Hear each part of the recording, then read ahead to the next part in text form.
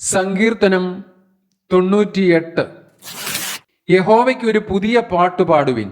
അവൻ അത്ഭുതങ്ങളെ പ്രവർത്തിച്ചിരിക്കുന്നു. അവന്റെ വലങ്കയും അവന്റെ വിശുദ്ധ ഭുജവും അവന് ജയം നേടിയിരിക്കുന്നു.